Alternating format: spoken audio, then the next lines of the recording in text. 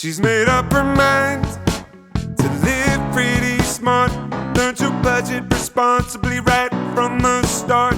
She spends a little less and puts more into savings. Keeps her blood pressure low and credit score raises. She's cutting debt right out of her life. She tracks her cash flow on a spreadsheet at night. Boring money moves make kind of lame songs, but they sound pretty sweet to your wallet. PNC Bank, brilliantly boring since 1865. You know that one friend who somehow knows everything about money? Yeah, now imagine they live in your phone. Say hey to Experian, your big financial friend. It's the app that helps you check your FICO score, find ways to save, and basically feel like a financial genius. And guess what? It's totally free. So go on, download the Experian app. Trust me, having a BFF like this is a total game changer.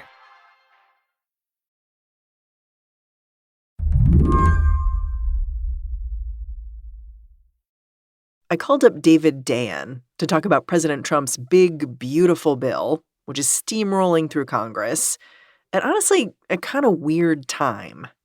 There's an actual vote happening right now, and there are 16 Republicans that are holding out on this vote, and it's determinative. So, this could fall apart any minute now. This was around 2 p.m. Eastern yesterday. The bill had been through one round in the House already, gotten sent over to the Senate, and was now back in the lower chamber, a hair's breadth away from the president's desk. All along with this reconciliation bill, the president has put these deadlines forward, and he wanted to be signing it by July 4th. What's the urgency here? The urgency is that the bill is very unpopular. And the more that it is out there, the more unpopular it will get. And the Senate passed the bill only about 20 minutes after releasing the text. What? Yes. So it's, and even, the House, when they got back the Senate version, they're still finding new stuff in it. There have been new provisions that have popped up that nobody would sort of cop to actually putting in. Nobody knew who added parts of the bill. This is like everyone's least favorite Google Doc. Absolutely. The problem, you see, with jamming through cartoonishly massive legislation like this is that there is something in here for almost everyone to hate. We could talk about how this bill is going to jack up the budget deficit by trillions of dollars. We could talk about how it does that by cutting taxes disproportionately for the wealthy. Or we might mention the cuts to healthcare that this bill is going to kick off. Then there are the billions of dollars that are set aside to ramp up immigration enforcement. J.D. Vance on Monday, he wrote on X that the minutia of Medicaid policy is immaterial compared to the ICE money and immigration enforcement provisions, which is basically asking Americans to trade health care for the detention of people they may not want to be here. Is that fair? It's pretty fair. I mean, you mentioned tax cuts. This is the extension of the Trump tax cuts in addition to additional tax cuts that Trump talked about on the campaign trail, make it the largest tax cut probably in American history. In addition, you have these massive increases, making ICE the largest law enforcement agency in America, and also adding another $150 billion to the military budget. So that's on one side of the ledger of the trade-offs. And then on the other, as you mentioned, is the largest Medicaid cut in American history, the largest cut to SNAP, the Supplemental Nutritional Assistance Program, sometimes known as food stamps, largest cut to that in American history, an incredibly impactful increase in the expense of borrowing money to go to college. That's something that really hasn't been talked about a lot, but student loans are absolutely slashed in this bill. And one of the biggest changes to energy in American history completely reverses the 2022 Inflation Reduction Act, which had these historic investments in clean energy. And it completely reverses that in favor of coal. There's an actual tax credit for coal in this bill, as well as oil and gas. If somehow this reconciliation bill does get delayed in Congress, vote doesn't go down today or tomorrow, does that mean it's dead? No. If it falls apart, I mean, it's not like the agenda's going away, because Donald Trump has turned the Republican Party into a cult of personality. And if he says you have to pass this, most of the time, the members of Congress fall in line. Today on the show, Congress is hoping to jam through the bill the president calls big and beautiful. The problem is that no one else finds it quite so attractive. I'm Mary Harris. You're listening to What Next? Stick around.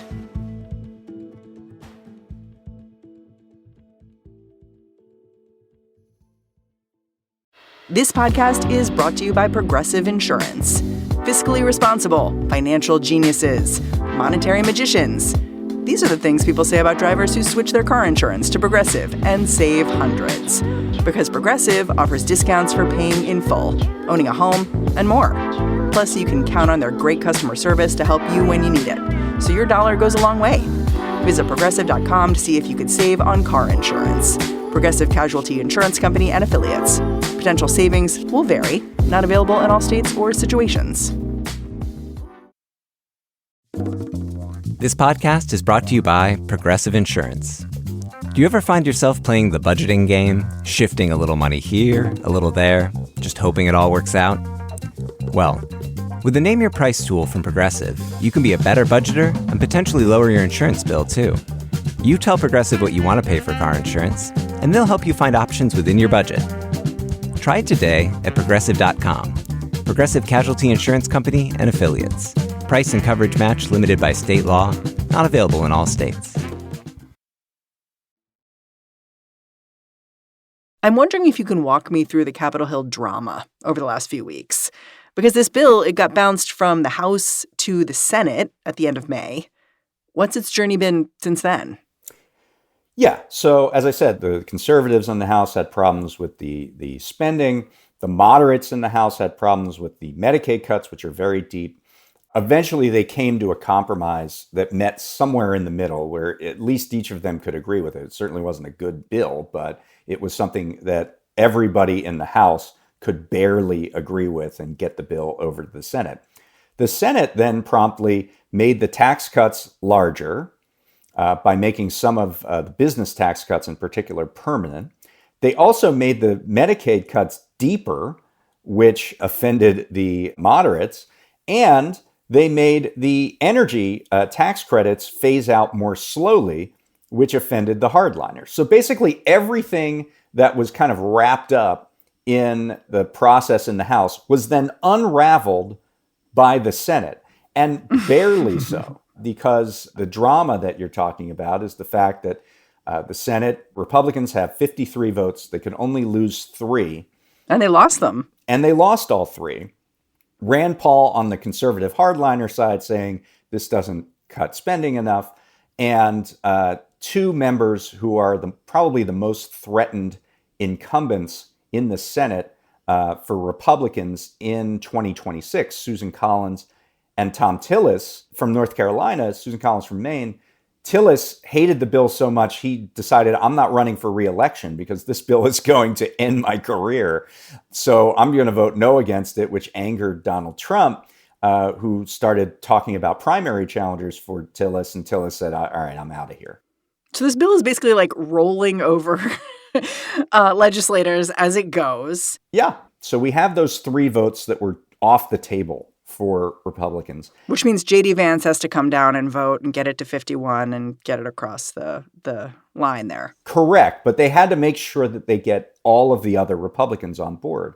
And the one sort of wayward Republican here was Lisa Murkowski, who represents Alaska, which is a state with a lot of obviously unique needs because it's thousands of miles from the contiguous United States. It's interesting because Murkowski is often thrashed together with Susan Collins in Maine. They're both rural. They're both quote unquote moderates, but they took such different tacks here. Absolutely. And the tack that Murkowski took was, give me some money. Give me some money for Alaska and I will vote for the bill. And so they did a variety of gifts. I called it the Alaska Gold Rush that they gave to Murkowski as a result. The biggest gift David's describing was actually a carve-out, one that exempted Alaska from cuts to food aid that other states are going to experience with this bill. In brief, states are going to be forced to share the cost of supplemental nutrition programs, or SNAP, with the federal government for the first time. But a lot of states don't have money to contribute to the program, so there are going to be cuts, dramatic ones. But it turns out Alaska has an unenviable distinction. Its food aid program is one of the most error-prone in the country. So Republicans made a rule. If you're in one of the top 10 states for food stamp payment error rates, the rules look different for you. So now there's this leaderboard of the top 10 most wasteful states, allegedly. I mean, let's not say that food stamps are wasteful, but the top 10 states with these highest payment error rates as calculated, they don't have to pay into the system for a period of time. So the incentive is have more error rates. Get to the top of that leaderboard and you save your state a bunch of money. So now the incentive is literally to commit more waste, fraud, and abuse in the SNAP program because they were trying desperately to get Lisa Murkowski's vote. Well, and Lisa Murkowski's constituents will still be very affected by this bill, right? Are there estimates of what's going to happen in her state? 100%. Thousands of people are going to lose their Medicaid. Thousands of people are going to lose food stamps because even though the state might not have to initially pay into the system, there are work requirements and other things, other cuts to SNAP that are going to affect her constituents. But what she did get in addition are special tax breaks for whaling captains, as well as special tax breaks for Alaskan fishing villages. So you put all of those things together, and it was enough for Murkowski, who said outright, I don't think this is a good bill, to vote for it. Yikes. There's another Band-Aid in this bill, right? That some rural healthcare is going to be protected. There's like a little fund for them because the cuts for Medicaid are deep, and that really does put hospitals in rural areas in trouble. I would argue it puts hospitals everywhere in trouble, and here's why. So we know that rural hospitals are already in crisis, that hundreds of them are at the risk of closure. And if you take $1 trillion out of the Medicaid program, which is what the Senate bill does, you're going to see many, many closures of rural hospitals. And when a rural hospital closes, those patients that normally went to that hospital have to go somewhere else. And the hospitals remaining, which already have struggles to keep up with staff and to keep up with demand, are going to see more demand.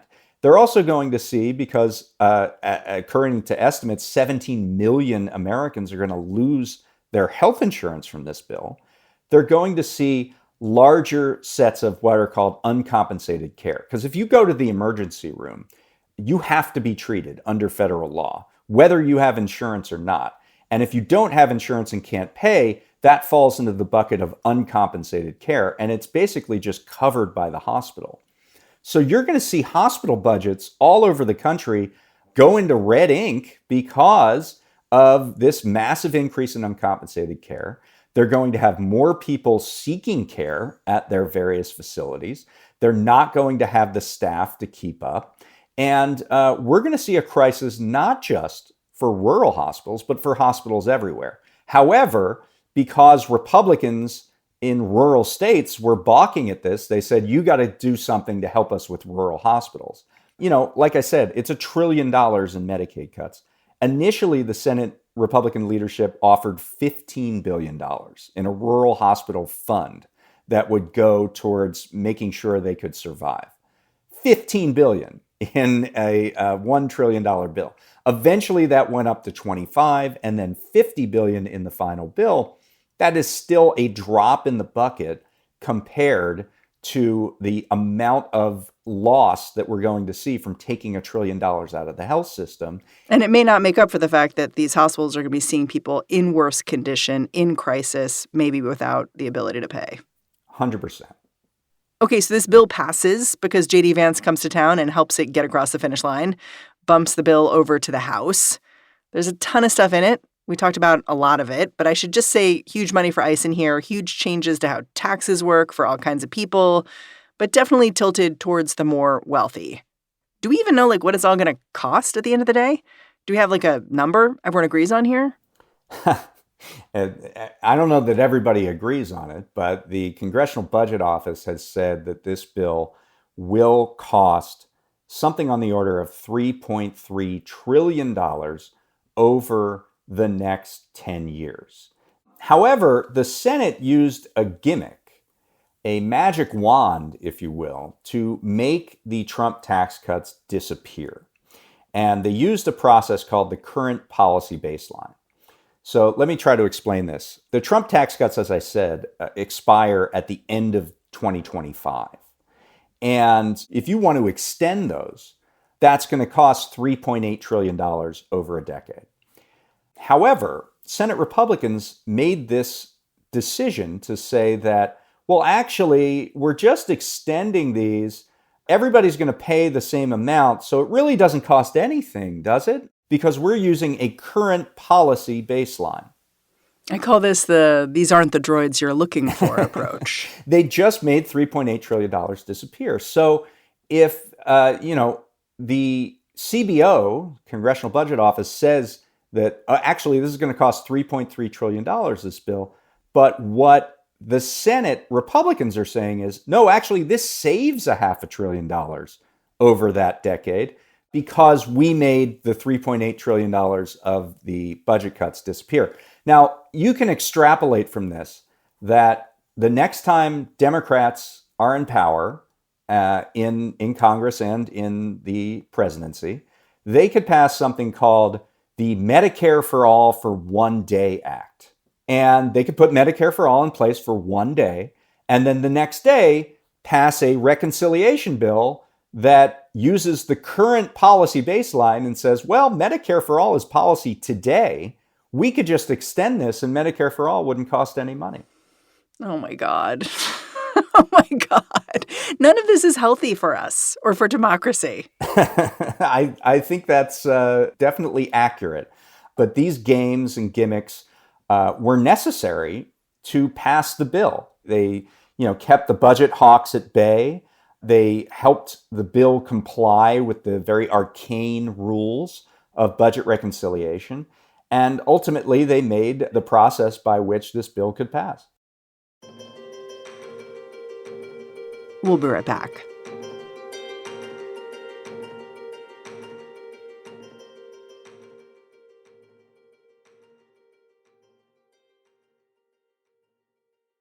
With a Venmo debit card, you can Venmo more than just your friends. You can use your balance in so many ways. You can Venmo everything. Need gas? You can Venmo this. How about snacks? You can Venmo that. Your favorite band's merch? You can Venmo this. Or their next show? You can Venmo that. Visit Venmo.me/debit to learn more. You can Venmo this, or you can Venmo that. You can Venmo this, or you can Venmo that.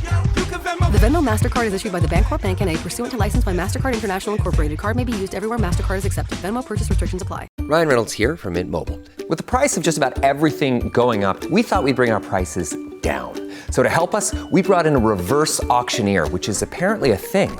Mint Mobile Unlimited Premium Wireless. How to get 30, 30, how to get 30, how to get 20, 20, 20, how to get 20, 20, how to get 15, 15, 15, 15, just $15 a month? Sold! Give it a try at mintmobile.com/switch. Upfront payment of $45 for 3-month plan, equivalent to $15 per month required. New customer offer for first 3 months only. Speed slow after 35 gigabytes if network's busy. Taxes and fees extra. See mintmobile.com. Rated T for Teen.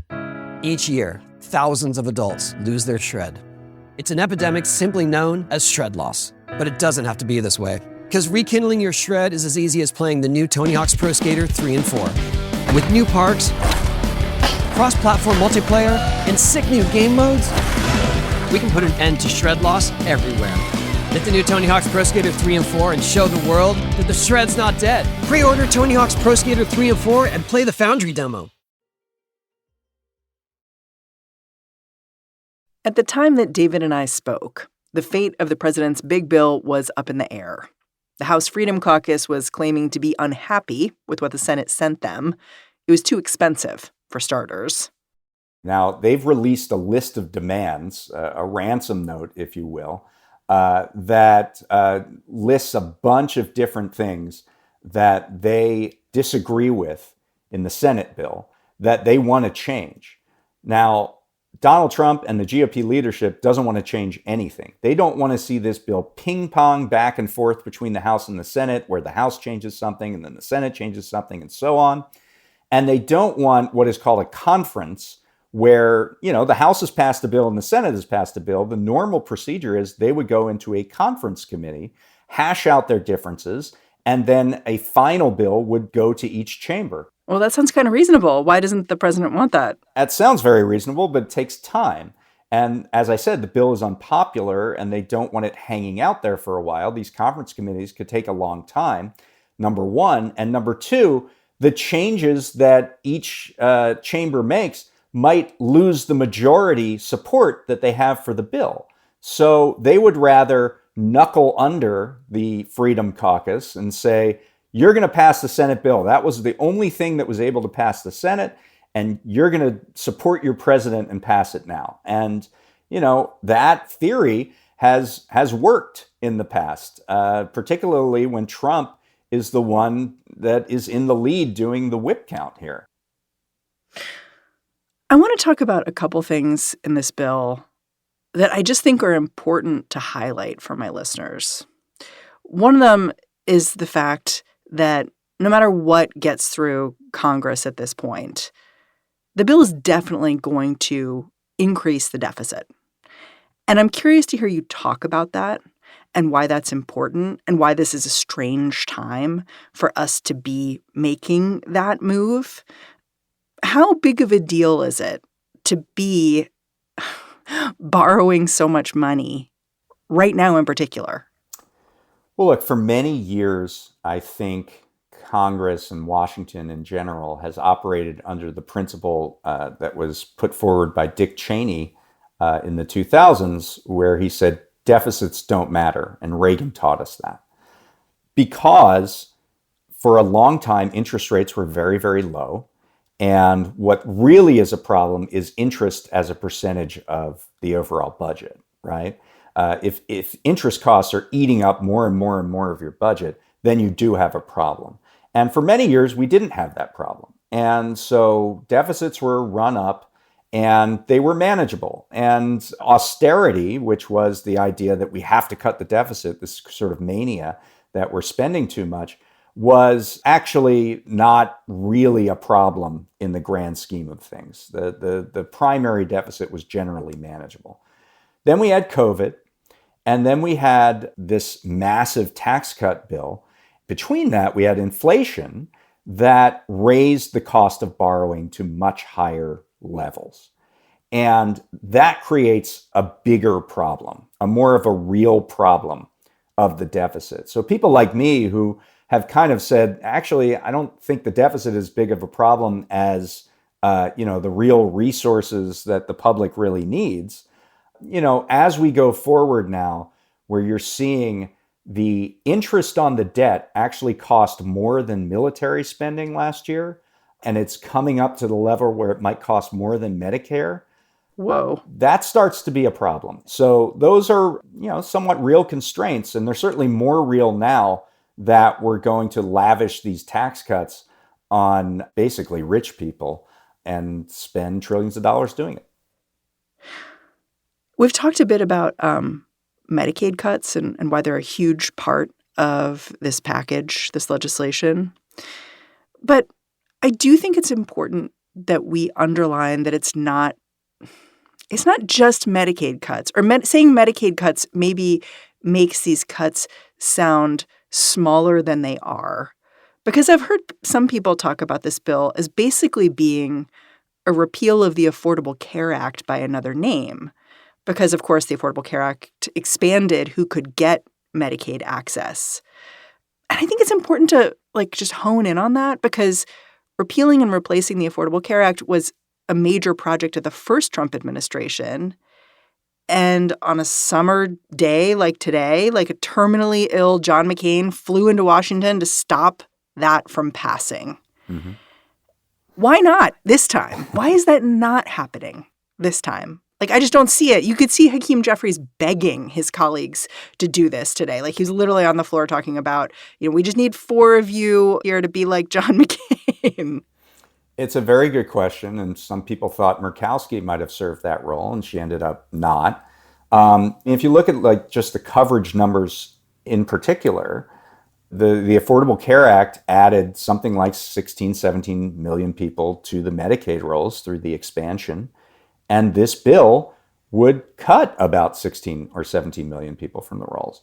Now, it does it in a different way, and that might be the reason why you're seeing not the same kind of courage or fortitude on the part of Republicans. They're claiming, this is only about waste, fraud, and abuse. We're going to force work requirements on Medicaid, so we're going to get back to what the program was supposed to be about, and everybody who is on Medicaid should be able to work. But the reality is that what they're doing is layering on paperwork and trying to trip people up. I mean, that's the way that these cuts to coverage actually come through. They're trying to cut Medicaid sort of through the back door by making it so hard to enroll, by making it hard to maintain your coverage, that eventually you'll get caught up and you won't have Medicaid. That's the savings. That's the savings. That's where the savings comes from. It's not waste, fraud, and abuse. It's kind of like in the old days where you'd have an insurance office on the 6th floor with no elevator, so no sick people would be able to get to you. That's kind of the fortress that we're building here for Medicaid. It's just a pretense so that people can be kicked off the program. And I want to say one more thing. This gets a little wonky, but because there are deficits in this bill, because the bill raises the debt to a certain level, there's a law called the Statutory Pay-As-You-Go Act of 2010. And it's, I'm not going to get into what that bill entirely says, but it basically says that you can't run these deficits. And if you do run a deficit in a piece of legislation, we are going to cut other programs automatically to account for that deficit that you brought in. And one of those programs is Medicare. But didn't Donald Trump say he was not going to cut Medicare? Under this bill, because it has these deficits in, Medicare would have to be cut by between $45 and $50 billion every year. You're talking about a $500 billion cut to Medicare over time. It's not just Medicaid that's at risk from this bill, it's Medicare too, and that would be even more devastating for the health system at large. So, to me, if I'm a Democrat, this bill is terrible, but it's also kind of gift-wrapped for me to make hay out of come midterm elections in 2026. Yeah. Do they show that they're ready to do that? It's a good question. I think that it is clear that they have fought this bill in a way that is pretty populist. I mean, the headlines that every Democrat is saying is, this bill takes food and medicine away from the most vulnerable people in America in order to give millionaires and billionaires tax cuts. And that's a pretty powerful and popular message, I think, to go into the midterm elections with. And I think that will be successful. The question is whether they can expand it beyond those frontline districts, whether they can expand it into a state like Iowa, where Joni Ernst, who's running for re-election for Senate, when she was asked, she was told, look, because of these Medicaid cuts, people are going to die. And her response at the town hall was, well, we're all going to die. Yeah, essentially she dug in on so what. Yes. So are you going to be able to win in a state that has turned so conservative like Iowa against Joni Ernst because she made that comment? Are you going to be able to win in a state like Ohio or Texas in the Senate? Because you need 4 votes to pick up in the Senate in order for Democrats to take the Senate. And while North Carolina and Maine might be in play, to win anywhere else, you're going to have to win in red territory. And the question is is this bill bad enough, and can Democrats message it enough so that they can actually pick up those seats? David, I'm really grateful for your time. Thanks for coming on the show. All right, thanks a lot. David Dayen is the executive editor of The American Prospect. And that's our show. What Next is produced by Paige Osburn, Elena Schwartz, Rob Gunther, Anna Phillips, Madeline Ducharme, and Ethan Oberman. Ben Richmond is the senior director of podcast operations here at Slate. And I'm Mary Harris. Go track me down on Blue Sky. Say, hey, I'm at Mary Harris. Thanks for listening. Catch you back here next time.